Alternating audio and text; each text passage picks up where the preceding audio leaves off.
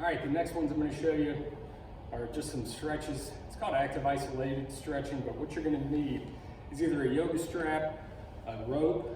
I got a rope from Lowe's for a couple bucks. It's about 8 feet long. Something tight. A belt usually would work, but it may not be long enough, but really you need something probably about 6 to 8 feet long. But a rope usually works really well. You just need something taut, something that's not going to expand or stretch. So the goal with active isolated stretching is to use the opposite muscle to do the work, and then you add in a little bit of a stretch at the end, hold for about 2 seconds, 2 to 3 seconds, relax, come all the way down, and you're going to do this like you would an exercise in terms of you're going to come back, hold for a couple seconds, back down. You're going to do about 8 to 10 reps of each of them. All right? So the first one we're going to focus on is the hamstrings. So the first thing you're going to do, you can keep that opposite leg straight. And what you're going to do, you're going to use the quad here, lift the leg. That brings you back to your natural end range. Once you hit that natural end range, you're going to use the belt or the rope or the strap to pull and add that stretch in.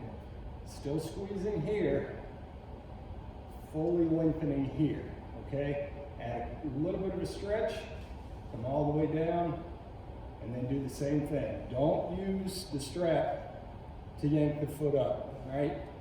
You're real light on the strap here. Let the quad bring the leg up in the hip flexion, your natural end range, and then you add a little bit of a stretch there, breathing, and then return and repeat, all right?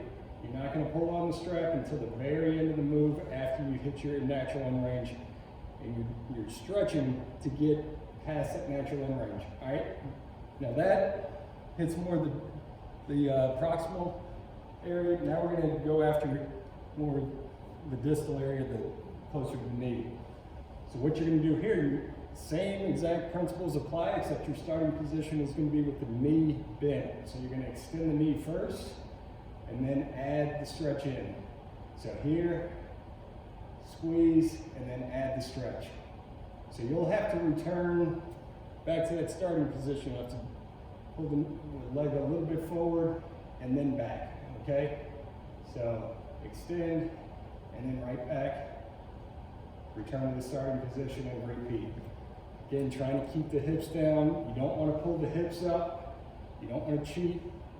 The hips should be down. The glute should be on the floor. You should feel the glute on the floor because we're just after the hamstrings here. All right? So doing those same ones, now what you can do, wrap the strap on the outside of the leg. That turns this side out. What that does is it shuts off the outer hamstrings, it shortens them. So it takes those out of the equation and it's going after the medial and the inner hamstrings there. So what you're gonna do, same exact move, squeezing here, bringing the leg up, but your leg is externally rotated. So it's here and then adding a little bit of a stretch. And you'll feel the difference to there, to there. Okay, so bringing it up. Hold all the way back down. You do the same thing with the knee. Extend, keep the leg turned out, and right back. Bend, extend, and then back. All right, and then the third for the hamstring. You're gonna roll that strap on the inside now. What this does is it reminds you to pull the leg in the internal rotation. So you turn the leg in. Now you're not gonna be able to get it as far internally as you can externally, but you're going to turn in here.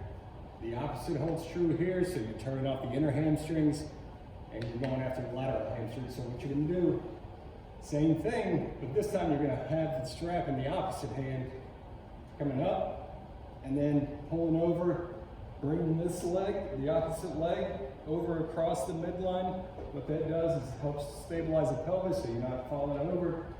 You're just bringing it straight back first, and then over as far as you can without lifting the hip or the glute off the floor. So up, keeping the leg internally rotated, pulling across, hold for about 2 to 3 seconds, back and all the way down.